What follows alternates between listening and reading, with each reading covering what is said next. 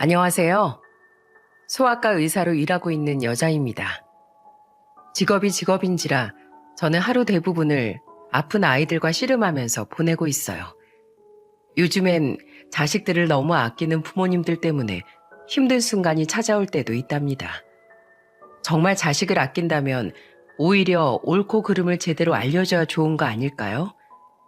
저는 결혼은 했지만 아직 아이가 없어서 그런지 무조건 자식만 감싸고 도는 부모를 보면 이해할 수가 없네요. 그런데 가만 생각해 보니까 제 주변에도 본인 자식만 최고인 사람이 있습니다. 바로 저희 시모랍니다. 여러분, 내로남불이라는 말 아십니까? 내가 하면 로맨스, 남이 하면 불륜이라는 말이 있는데 딱 제 시모를 두고 하는 말인 것 같아요. 고슴도치도 제 자식은 예쁘다지만 시모는 선을 넘었던 적이 한두 번이 아니었습니다. 보는 사람도 눈살 찌푸리게 할 정도로 시모의 자식 사랑은 어마어마했어요.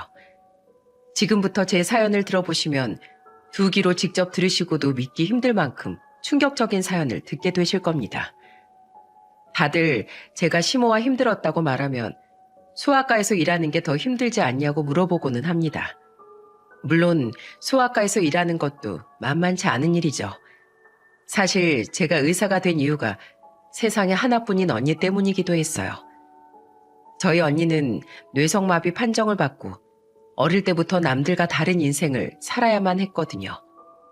몸은 좀 불편하지만 마음만큼은 평범한 사람과 다를 바가 없는 언니가 너무 안타까웠습니다.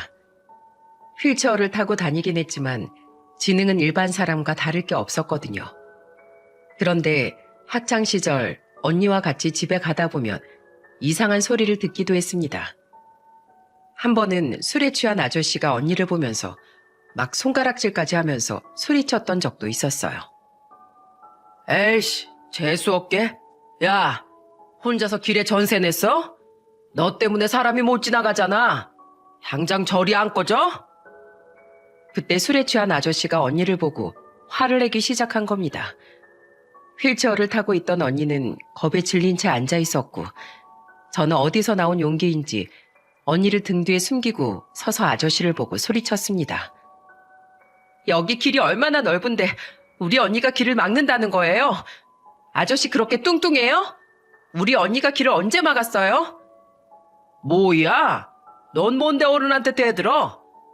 너희 둘이서 길바닥 전세 냈어? 어? 이 집 애들이 어디서 큰 소리야? 아저씨가 먼저 소리 질렀잖아요. 우리 언니한테 사과하세요. 사과하시라고요.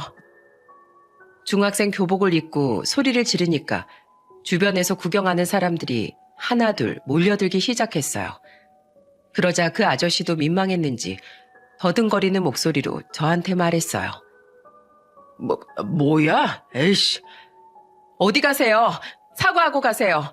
우리 언니한테 당장 사과하시라고요. 아무 잘못도 안 한 언니한테 다짜고짜 막말하셨잖아요. 무슨 애가 이렇게 집요해? 아, 그래. 미안하다. 됐지? 저 말고 언니한테 사과하세요. 어서 언니한테 사과하세요. 저는 자리를 피하려는 아저씨를 막고 서서 사과하라고 소리쳤어요. 주변에서 수군거리기 시작하자 아저씨는 쭈뼛거리며 언니한테 사과를 했습니다. 내가 술이 과했나 본데 미안하게 됐어. 아저씨는 언니한테 사과하자마자 사람들 사이를 뚫고 도망치듯 사라졌어요. 저는 아저씨가 자리를 떠나자마자 언니를 보면서 걱정스러운 목소리로 말했습니다. 언니 괜찮아? 많이 놀랐지? 정희야, 나 때문에 너도 놀랐지? 아무리 화가 나도 그렇지. 술 취한 아저씨한테 소리치면 어떡해. 너 어떻게 될까봐 내가 얼마나 겁먹었는데. 정말? 난 그냥 아저씨가 너무 무례해서 사과받으려고 그런 거야. 언니가 이렇게 겁먹을 줄은 몰랐어. 언니 생각해서 그런 건데 미안해. 정희야, 네가 내 걱정하는 만큼 나도 네 걱정 많이 해. 그러니까 앞으로는 이런 일이 있으면 모른 척하고 가자. 앞으로는 안 그럴게. 그러니까 언니 울지 마. 겁을 먹고 우는 언니 눈물을 닦아줬어요. 언니를 생각하는 마음이 앞서다 보니까 정작 챙겨야 될 언니를 못 챙긴 겁니다. 고등학생이었던 언니와 중학생이었던 저는 늘 같이 다녔어요. 그래서 저는 누구보다 언니를 잘 안다고 생각했던 겁니다. 그래서 그날 이후 더 언니에 대해 알고 싶어서 언니가 앓고 있는 뇌성마비에 대해 공부하기 시작했어요. 그래서 사회로 나가는 언니에게 힘이 되어주고 싶었습니다. 성인 소아마비 환자에게는 심리적인 안정이 중요하다는 걸 알게 됐죠. 나름대로 공부도 잘했던 언니는 번역가라는 꿈을 꾸고 있었어요. 그래서 도서관 가는 언니를 따라 나서면서 언니한테 진지한 목소리로 말했습니다. 언니, 혹시 학교 다니면서 힘든 거 없어? 무슨 일 있으면 나한테 털어놔. 내가 다 들어줄게. 넌 내 동생이면서 맨날 날 도와주려고 해. 언닌 내 언니잖아. 그러니까 나한텐 숨기는 거 없이 다 말해. 알겠지? 그럼 너부터 말해봐. 네가 하나 말하면 나도 말할게. 나? 내 고민이 뭐가 있을까? 난 꿈이 생겼는데 내가 이룰 수 있을지 모르겠어. 무슨 꿈인데? 넌 한다면 하는 애잖아. 잘할 것 같은데? 대체 무슨 꿈이길래 그래? 비웃으면 안 된다, 언니. 난 의사가 될 거야. 꼭 의사가 돼서 사람들을 건강하게 만들어주고 싶어. 오, 멋있는데? 그게 뭐가 걱정이야. 지금부터 열심히 하면 넌 할 수 있어. 정말? 언닌 내가 해낼 수 있을 것 같아? 그럼 당연하지. 난 내 동생 믿어. 역시 우리 언니 최고야. 언니도 나한테 걱정거리 있으면 편하게 말해. 내 고민은 네가 내 걱정 많이 안 하는 거야. 나 챙겨주는 거 너무 고마운데 가끔은 나 때문에 네가 좋은 시절을 낭비하는 것 같다는 생각이 들어. 저는 언니의 말에 뒤통수를 얻어맞은 기분이었어요. 저는 단 한 번도 언니가 귀찮거나 싫었던 적이 없었거든요. 그저 언니가 좋아서 더 같이 있으려고 했던 건데 언니의 말에 당황스러웠습니다. 그래서 저는 언니한테 당황한 목소리로 말했어요. 언니, 그런 거 아니야. 난 언니랑 있으면 너무 재밌고 좋단 말이야. 그냥 챙겨주려고 옆에 있던 거 아니야. 알아. 네 마음도 다 알지. 그런데 정이야, 친구들이랑 추억을 쌓는 것도 중요해. 학창시절은 한 번뿐이잖아. 알겠지? 언니도 너 생각해서 하는 말이야. 보통 자매와 달리 조금 특별했던 언니는 되려 저를 걱정하고 있었어요. 그때부터 저는 언니에 대한 과한 집착을 내려놨던 것 같아요. 그래서 그 후 일방적으로 언니를 돕는 게 아니라 언니한테 수학 문제를 물어보기도 했어요. 정말 언니는 몸만 좀 불편할 뿐이지 못하는 게 없었어요. 그렇게 열심히 공부한 저는 의사가 되기 위해 의대에 입학하는 꿈을 이뤄낼 수 있었습니다. 제가 의대에 합격했던 날 부모님은 세상을 다 가진 것처럼 기뻐하셨어요. 언니도 진심으로 저를 축하해주면서 말했습니다. 정희야, 축하해. 난 네가 해낼 줄 알았어. 언니, 고마워. 언니를 보면서 의사의 꿈을 키웠던 저는 꿈을 이뤄가고 있었어요. 자매끼리 서로를 진심으로 응원하며 시간이 점차 흘러가고 있었죠. 어느덧 30 중반이 된 저는 소아과 의사로 일하게 됐습니다. 어린 시절 언니의 병을 일찍 눈치챘다면 언니가 조금은 건강하게 지낼 수 있지 않았을까 싶은 마음이 있었거든요. 그래서 점점 아이들을 진료하는 일에 관심이 많아졌고 소아과를 선택하게 된 겁니다. 일하는 게 힘들긴 해도 하루하루가 뿌듯했어요. 사명감에 취해서 일에만 빠져 살다가 어느 날 같이 일하는 동기를 통해서 한 남자를 소개받게 됐습니다. 바로 제 남편이었어요. 남편과 소개로 처음 만난 날 남편과 저는 대화가 너무 잘 통했죠. 게다가 근무하는 곳도 근처라서 자주 만나게 됐어요. 한 번은 같이 맥주를 마시다가 저한테 걱정 가득한 목소리로 말하더군요. 사실 우리 형은 지적장애가 있어요. 조금 당황스럽겠지만 내가 어떤 도움을 줘야 될지 물어보고 싶어서요. 가족 중에 아픈 사람이 있으면 그동안 많이 힘들었겠어요. 저도 사실 언니가 뇌성마비를 앓아서 몸이 좀 불편해요. 지능은 일반인이랑 다를 바가 없는데 휠체어를 타니까 다들 이상하게 보더라고요. 정말요? 와, 그럼 의사가 된 것도 언니를 보면서 다짐한 거예요? 그런 것도 있어요. 언니 보면서 느낀 게 많았거든요. 그런데 제가 언니 의사도 묻지 않고 무조건 도와주려고 그랬던 것 같아요. 몸이 불편하다고 무조건 도움이 필요한 건 아니더라고요. 아마 민수 씨 형도 비슷할 거예요. 자립할 수 있게 지켜봐 주는 것도 가족이 할 수 있는 역할이에요.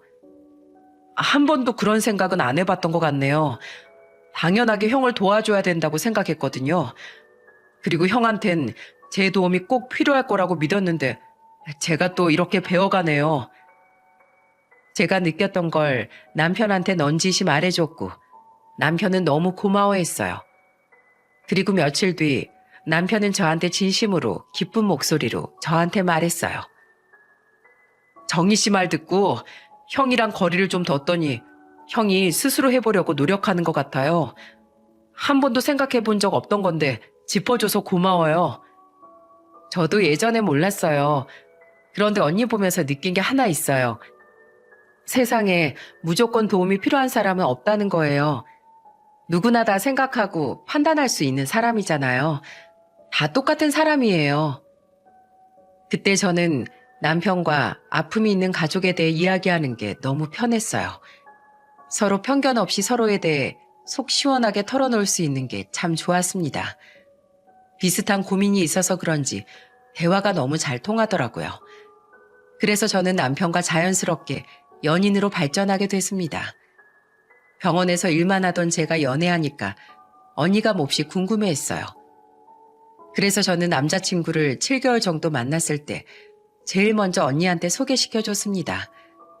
남자친구는 휠체어를 타고 오는 언니를 보고도 당황하지 않았어요. 오히려 자연스럽게 언니를 보면서 반가운 목소리로 인사를 했습니다. 안녕하세요. 저는 고민수라고 합니다. 반가워요. 저는 정희 언니 김수정이라고 해요. 말씀 많이 들었습니다. 번역가로 일하신다면서요? 정말 대단하세요. 대단한 건 아니고 작게 하는 정도예요. 그래도 정말 대단하십니다. 저는 가끔 한국어도 잘 못하는 것 같을 때가 있는데 영어랑 한국어를 동시에 잘하시는 거잖아요. 정말 대단하세요. 남편은 언니의 휠체어에 대해 조금도 묻지 않았고 오히려 언니가 하던 일에 더 관심을 보였습니다. 대기업에서 일하던 남편은 다른 분야에서 일하던 언니가 어떤 일을 하는지 너무 궁금했던 것 같아요. 그날 남편 덕분에 화기애애한 분위기 속에서 밥을 먹을 수 있었어요. 집으로 온 언니는 저한테 기분 좋은 목소리로 말하더군요. 정희야, 네 남자친구 성격 너무 좋더라. 오늘 나 너무 기분 좋았어. 진짜? 안 그래도 오늘 언니가 유독 말을 많이 하길래 나 깜짝 놀랐다니까? 너무 편하게 말을 걸어주니까 좋더라. 그리고 내 동생이 좋은 남자 만난 것 같아서 기분 너무 좋았어. 언니의 말을 듣고 저도 덩달아 기분이 좋았습니다. 남편의 작은 배려가 언니를 기분 좋게 한 거죠. 이런 남편의 세심한 면을 보면서 결혼을 결심하게 됐습니다. 본격적으로 결혼 준비를 시작하면서 시댁에 인사를 가게 됐어요. 시골에서 과수원을 하고 있던 시부모는 저를 반갑게 맞이해 주셨습니다. 특히 시모는 입이 귀에 걸릴 정도로 웃으시면서 저를 보며 말씀하셨어요. 아이고, 멀리서 시골까지 온다고 고생했지? 어서 들어와요. 안녕하세요. 저는 김정희라고 합니다. 다 들었어요. 소아과 의사 선생님이라면서요? 이렇게 대단하신 분이 우리 집에 인사 온다니까 내가 어제 잠도 못 잤어요. 시모의 말에 저는 조금 당황스러웠어요. 그래도 처음이니까 그냥 장난처럼 하시는 말이겠지 생각하려고 했습니다. 하지만 같이 저녁을 먹으면서 말도 편하게 하면서 대화가 길어지니까 시모는 부담스러울 정도로 저를 칭찬하며 말씀하셨어요. 내가 의사는 병원에서만 봤지 이렇게 우리 집에서 의사를 볼 줄 몰랐다니까. 아유, 우리 집에 복덩이가 굴러왔네. 네? 아, 감사합니다. 어쩜 이렇게 말도 예쁘게 하고 참한 게 내 마음에 너무 쏙 드네. 의사라 그런지 말 한마디에도 기품이 넘치는 것 같아. 제가 감사합니다라는 짧은 말만 해도 시모는 제가 말을 잘한다면서 저를 치켜 세웠어요. 제가 하는 말보다 시모가 하는 말이 더 많았는데도 제 칭찬만 하시는 겁니다. 듣다 못한 저는 시모를 보면서 난감한 목소리로 말했어요. 어머님께서 저 칭찬해 주시고 예뻐해 주시는 거 정말 감사한데요. 제가 너무 민망해서요. 의사가 대단한 직업이긴 한데 세상에 귀하지 않은 직업이 어디 있겠어요. 다 세상에 필요하니까 있는 직업이죠. 어머, 내가 그랬나? 난 몰랐지. 내가 좀 주책이었지? 아니에요. 그냥 제가 좀 민망해서요. 어쩜 겸손하기도 하지. 이래서 배운 사람들은 다르다니까. 유난히 저를 예뻐하시던 시모는 저만 보면 계속해서 칭찬을 아끼지 않으셨어요. 처음에는 그저 좋게 봐주니까 좋았지만 시간이 갈수록 너무 불편했죠. 그래서 고민 끝에 시모한테 말했지만 전혀 달라지지 않았어요. 첫인사 자리에서 시모한테 과한 칭찬만 듣다가 자리가 끝이 난 겁니다. 오죽하면 같이 있던 신우가 어이없는 목소리로 시모한테 이런 말을 하더라고요. 엄마 그만 좀 해. 듣는 나도 다 불편해서 밥을 못 먹겠네. 그럼 너도 의사하지 그랬어. 네가 의대만 갔어도 난 너 업고 다녔어. 자꾸 엄마가 그런 말 하면 예비 며느리 도망가? 부담스러워서 어디 시집 오겠어? 신우의 말에 시모는 깜짝 놀란 얼굴로 저를 보며 말했습니다. 정말이니? 혹시 부담스러워서 결혼하기 싫어? 네? 아니에요. 근데 그냥 조금만 줄여주시면 감사할 것 같아요. 그래, 알았어. 이제부터 의사 얘기 안 할게. 그러니까 편하게 내 집이다 생각하고 편하게 있어. 그때까지만 해도 시모가 이상해 보이진 않았어요. 그저 솔직하고 장난기가 많은 성격이라고 생각했었죠. 그래서 가족들 분위기가 화기애애하다고 생각했습니다. 시숙이 정신지체로 불편함이 있었지만 가족들이 잘 챙겨주는 분위기였어요. 그런데 분명히 결혼했다고 들었는데 시숙이 형님도 없이 혼자 온 거예요. 그래서 저는 궁금한 목소리로 시모를 보며 물었습니다. 그런데 형님은 왜 안 오셨어요? 그게 그냥 바빠서 못 온대. 곧 추석이잖아. 그래서 단순 작업 일이 많은가 봐. 정신지체 있는 사람들이 하는 박스 접는 일이 있는데 그거 하러 갔어. 명절이 다가와서 바쁘시구나. 다음에 인사드려야겠네요. 뭐하러 인사를 또 해. 자리 없으면 땡이지. 신경 쓰지 마. 바쁜 사람이 뭘 그런 걸 다 신경 써. 바빠도 해야 할 건 해야죠. 가족이잖아요. 제가 형님을 찾으니까 시모 반응이 떨떠름한 것 같았어요. 그런데 그때 시숙이 저를 보면서 어눌한 목소리로 말했습니다. 오늘 바빠서 못 왔어요. 다음에 같이 인사해요. 정말요?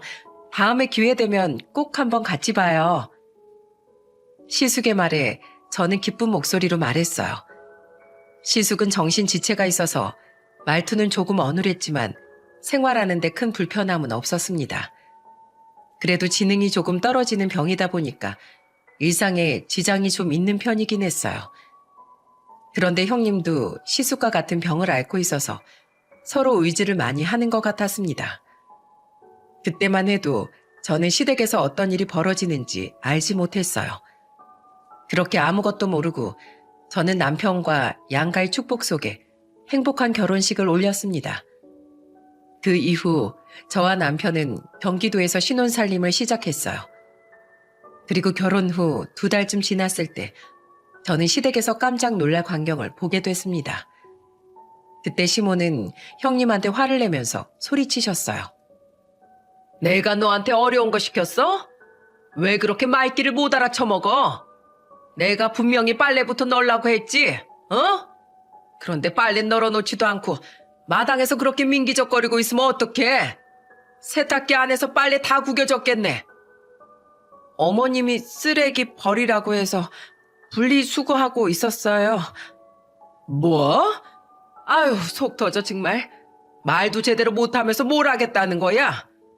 너한테 일을 시킨 내가 죄다. 내가 죄야. 대똥은 필요할 때 약에 쓴다는데 넌 대체 어디에 써먹어야 되는 거냐? 아무짝에 쓸모가 없어. 형님이 빨래를 널어놓는 걸 깜빡했는지 시모가 형님한테 호통까지 치면서 화를 내고 있었어요. 그걸 보고 저는 너무 당황해서 시모한테 황급히 가서 말했습니다. 어머님, 형님이 무슨 실수했어요? 제가 도와드릴게요. 아니. 아유, 너 여기 무슨 일이야? 오늘 저녁에 온다면서 왜 이렇게 빨리 왔어? 오전에 일이 있었는데 취소돼서 일찍 왔어요. 어머님, 제가 드리려고 엿들은 건 아닌데요. 어머님 목소리가 너무 커서 우연히 듣게 된 거예요. 답답하다고 형님한테 화내시면 형님이 더 못 알아들어요. 천천히 잘 말씀해 주셔야 더 잘 이해할 수 있어요. 아니, 난 그런 걸 몰라서 그랬지. 시골 사는 아줌마가 그런 걸 알겠어? 그럼 이제부터라도 형님한테 소리 지르는 건 그만하세요. 소리 지른다고 다 잘 알아듣는 거 아니에요. 아유, 그래, 알겠어. 시모의 날카로운 말에 저는 의아했어요. 그런데 그때 시부가 저를 보면서 한숨을 쉬며 말했습니다. 저 옆편네 하루 종일 목에 핏대 세우고 화만 내더니 꼴 좋다. 그러니까 내가 좋게 넘어가자고 했잖아. 뭘 좋게 넘어가? 꼭 일을 저렇게 2번 손가게 만든다니까. 아유, 답답해 죽겠네. 시모는 끝까지 답답하다며 가슴을 쳤습니다. 그러다가 저는 오랜만에 왔으니까 시댁에서 남편과 하루 자고 올라가기로 했어요. 그런데 다음날 아침 저는 시댁에서 일하고 있는 형님을 보고 깜짝 놀라면서 물었습니다. 형님, 여기서 뭐 하세요? 저를 깨우지 그러셨어요. 아니야, 난 어머님이 청소하라고 해서 하고 있어서. 네? 청소를 하라고 했다고요? 저는 도무지 형님의 말이 믿기지 않았어요. 세상에 어떤 시어머니가 며느리한테 집 청소를 시키겠습니까? 그래서 저는 황당해서 형님을 그대로 두고 시모를 찾으러 다른 방으로 가봤어요. 그런데 제가 자리를 비운 사이 시모가 나타나서 형님을 다그치며 소리쳤습니다. 야, 너네가 빨리 걸레질부터 하라고 했지? 넌 대체 잘하는 게 뭐야? 행동도 굼뜨고 손이 야무진 것도 아니고 대체 넌 밥 먹고 제대로 하는 일이 뭐야? 죄송합니다. 잘못했어요. 됐어. 그 말도 이젠 지겨우니까 가서 그냥 방 정리부터 해라. 도저히 시모와 형님의 대화라고 믿기지 않았어요. 이게 지금 며느리와 시모의 대화라고 들리십니까? 저는 모든 대화를 듣고도 믿기지 않았습니다. 그런데 그때 옆에 있던 시숙을 보고 시모는 목소리가 바뀌면서 말했어요. 아이고, 우리 아들 배고프지? 엄마가 금방 밥 차려줄게. 기다려봐. 엄마 소리 지르지 마. 우리 애들도 있는데 왜 자꾸 소리 질러? 엄만 잘 가르쳐 주려고 그런 거야. 그러니까 우리 아들은 신경 쓰지 마. 시숙은 시모가 자꾸 형님한테 소리 지르니까 난감한 듯 말했어요. 하지만 시모는 시숙의 말에도 아랑곳하지 않고 형님을 다그쳤습니다. 그래서 저는 시모한테 다가가 단호하게 말했어요.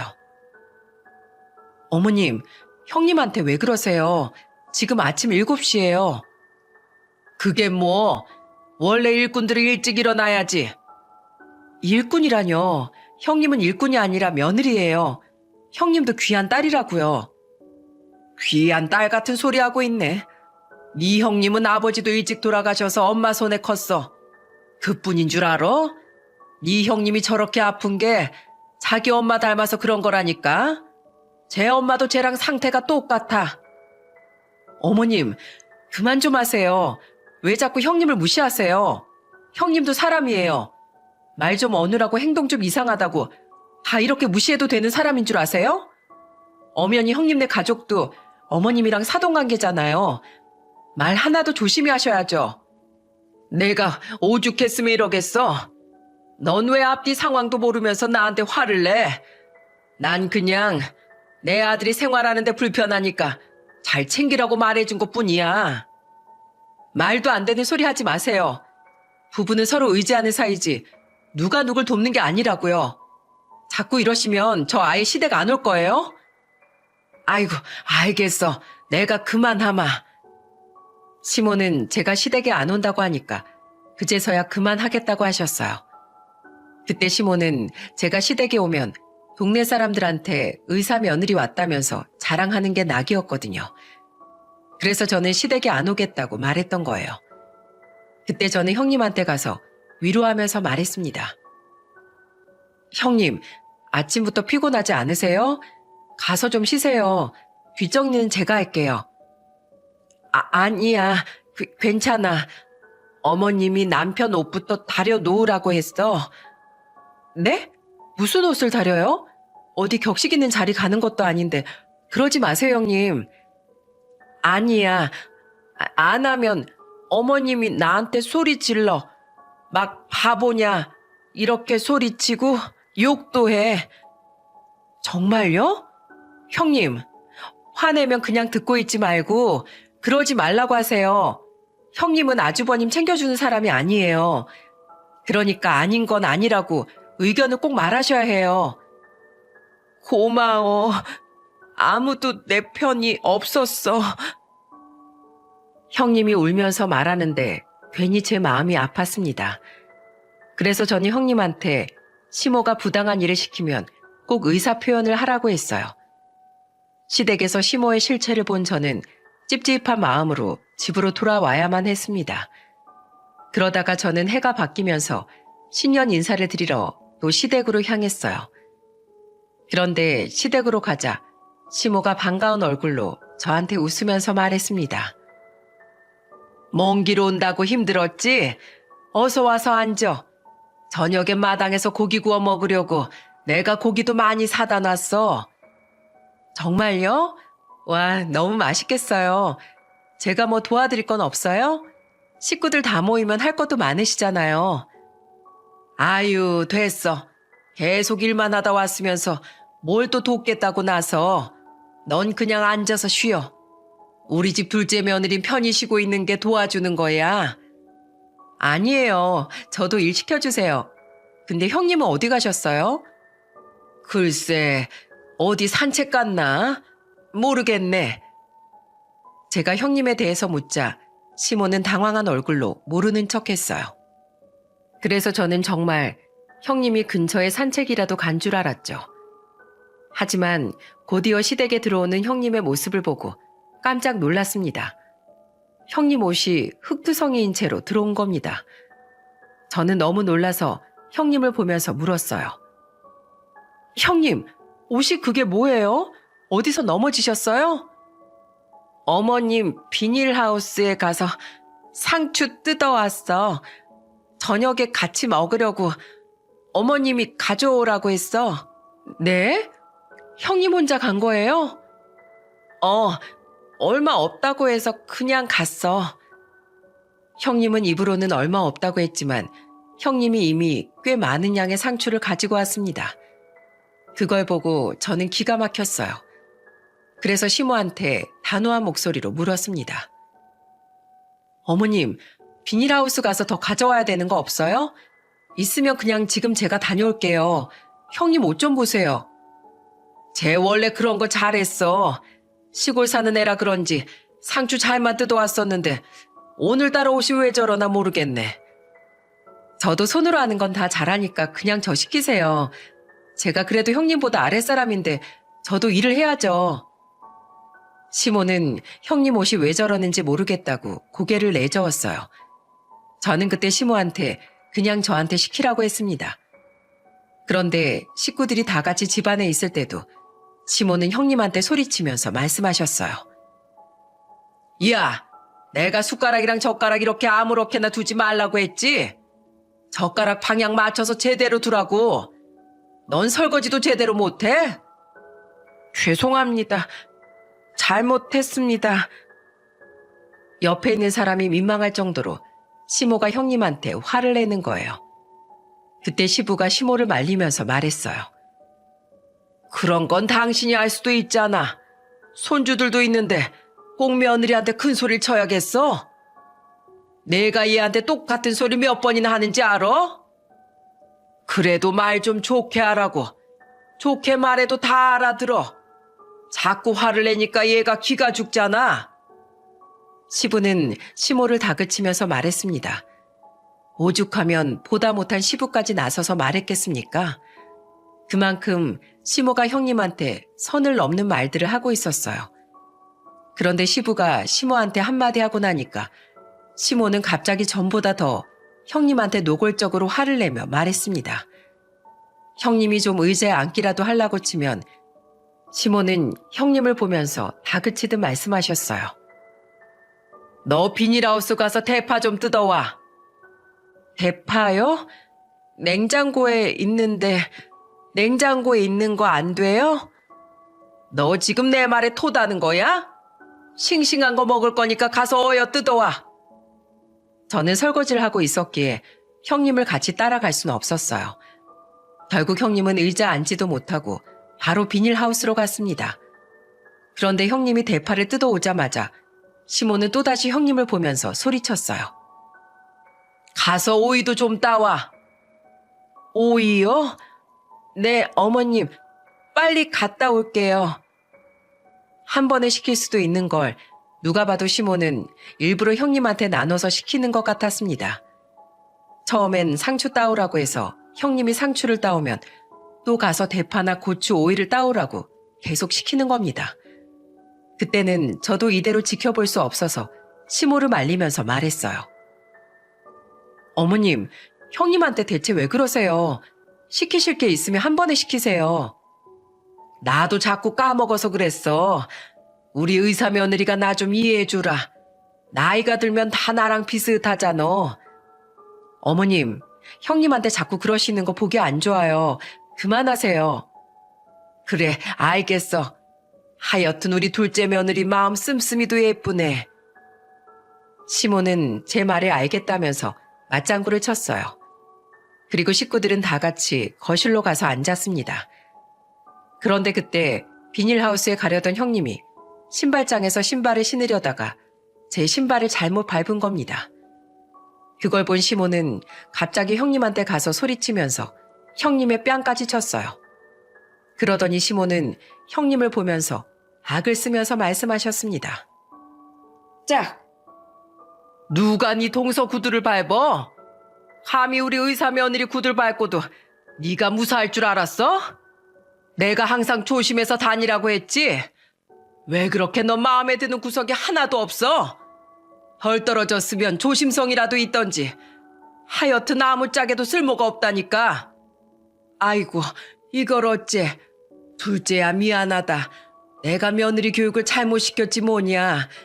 이거 구두 비싼 거 같은데 어떡하면 좋니? 가죽이라 잘못 접히면 자국 남을 텐데. 아이고. 시모는 형님 뺨을 쳐놓고 밟혀진 제 구두를 보면서 안타까운 목소리로 저한테 말하는 겁니다.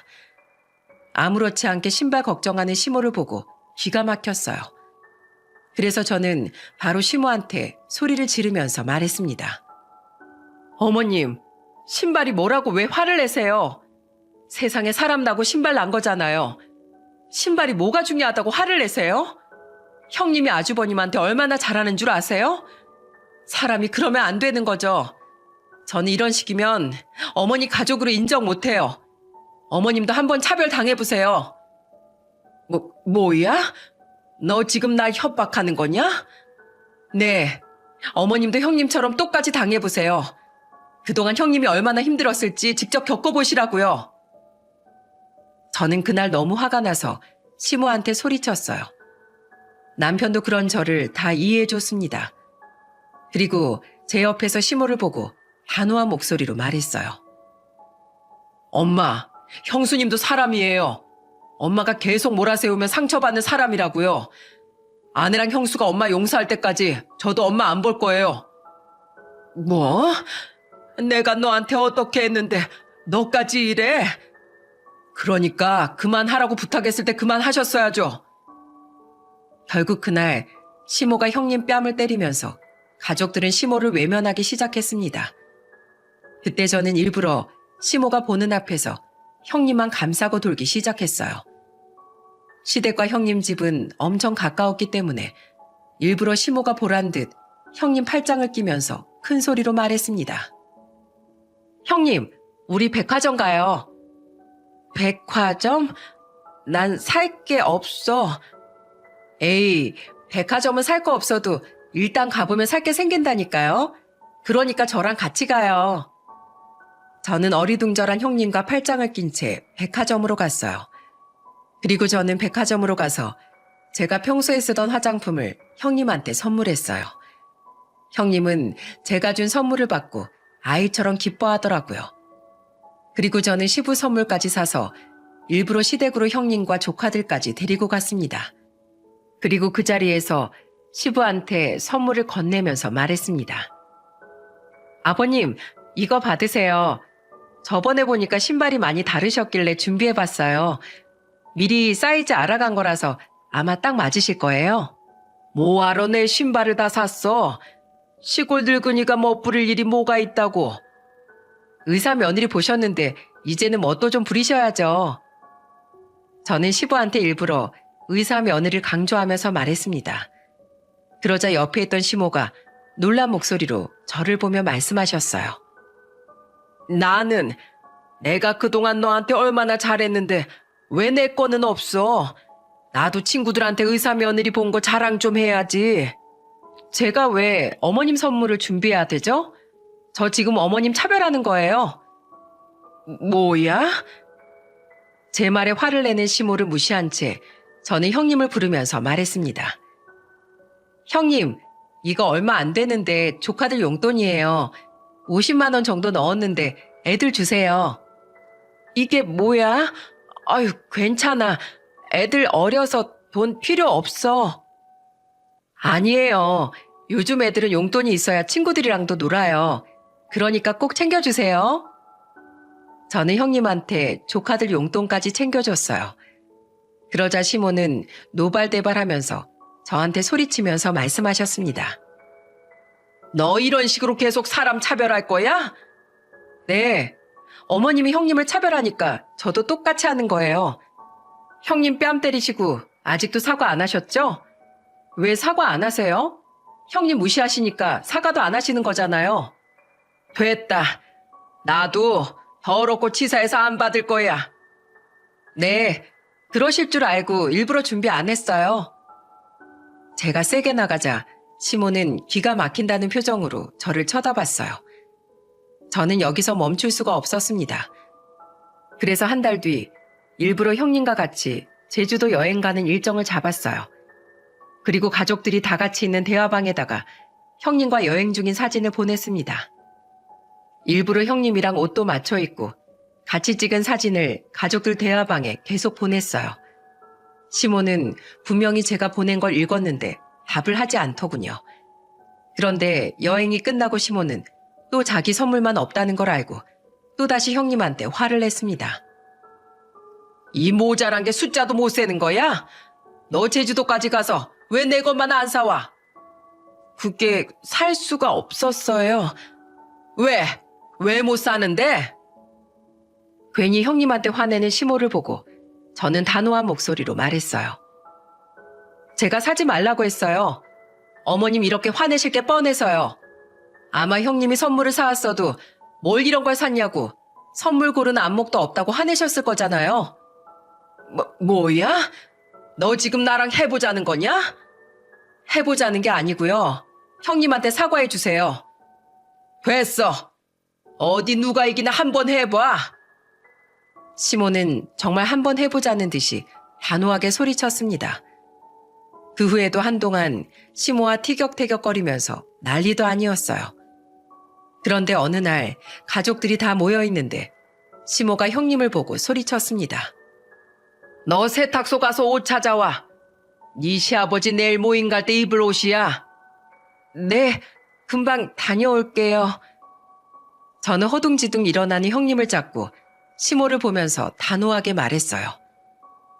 저번엔 자기 옷은 자기가 직접 챙기라면서요. 어머님이 저번에 형님한테 옷도 혼자 못 챙기냐고 하셨죠? 아버님은 옷 혼자서 못 챙기세요? 형님이 그렇게까지 해드려야 되나요? 뭐? 너 미쳤어? 아니요. 상황을 바꿔보면 어머님이 그동안 형님한테 한 말들이 앞뒤가 안 맞잖아요. 어머님은 형님한테 하라는 건 많으신데 정작 어머님도 그렇게 못 살잖아요. 그러면서 왜 형님한테만 그러세요? 제가 시모한테 단호하게 말하자 시모는 쉽게 대답을 못 하셨어요. 그날은 시모도 당황해서 느낀 게 많은 표정이었습니다. 그리고 그날 저녁 저는 형님 집에 남편과 같이 놀러 갔어요.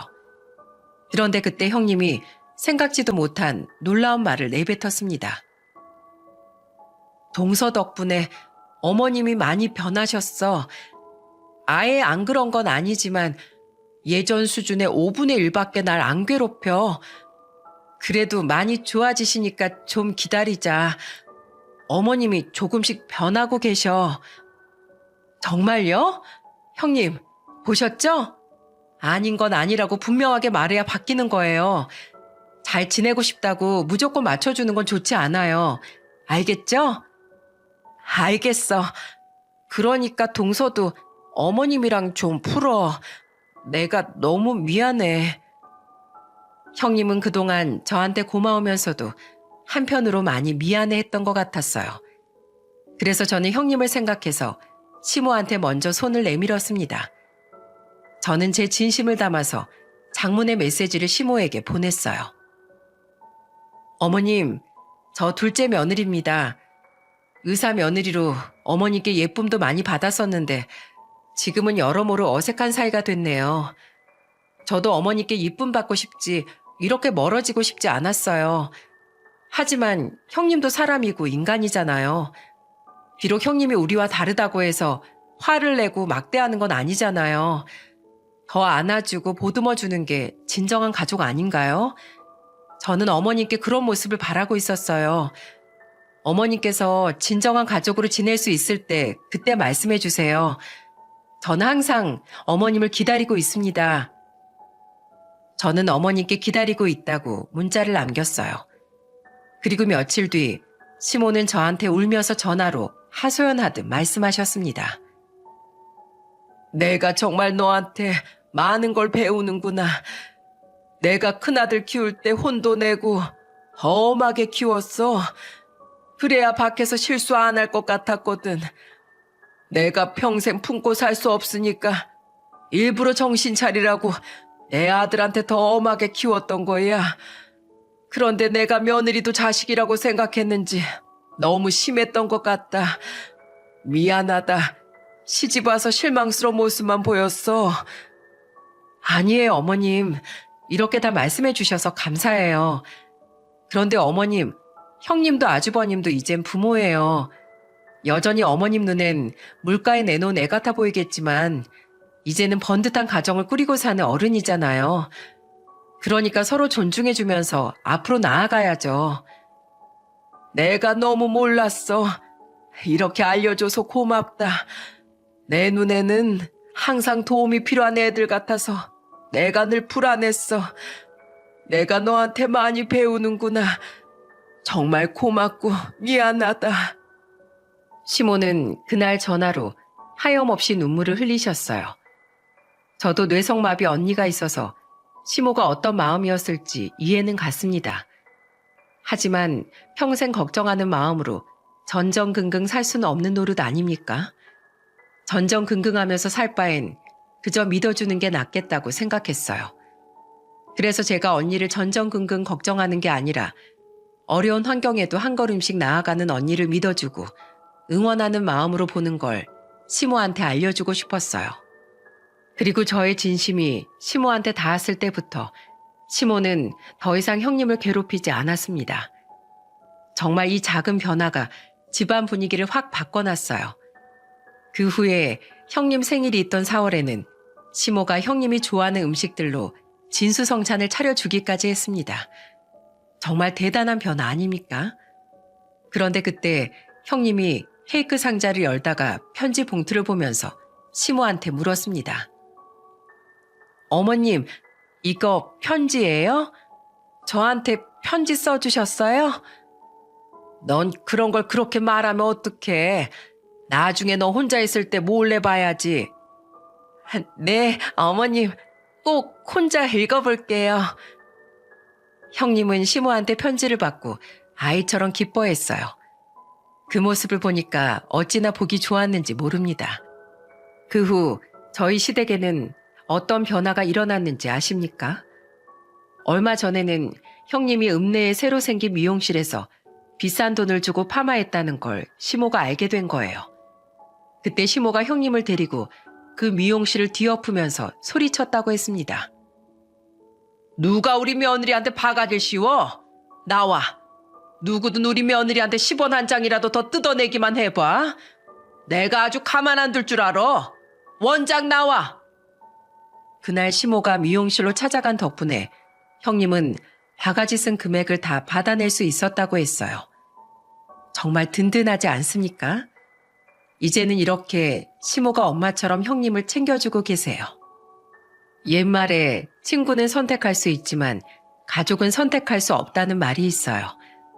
이 말은 어떤 어려움이나 차이점이 있어도 가족은 그저 받아들이고 포용하는 것이 중요하다는 말이랍니다. 그만큼 가족은 서로를 보듬어주고 가장 아껴줄 수 있는 존재라고 생각해요. 제가 이렇게 사연을 보낸 이유도 가족끼리 사랑으로 보듬어줄 때 기적이 일어난다는 걸 알려드리고 싶어서 보내게 됐습니다. 불편한 가족이라도 가족이 든든하게 곁을 지켜준다면 사회에서 당당하게 제 몫을 하고 나아가게 되더라고요. 힘든 시기는 누구에게나 찾아올 겁니다. 하지만 그런 시기에 가족이 든든하게 곁을 지켜준다면 어떨까요? 여러분들도 연말에는 가족들과 따뜻한 말 한마디 더 해주면서 보내세요. 이번 연말 가족들과 쌓였던 감정은 풀고 새해에는 손을 맞잡고 나아갈 수 있길 바라겠습니다. 함께 해주신 여러분들 모두 감사합니다.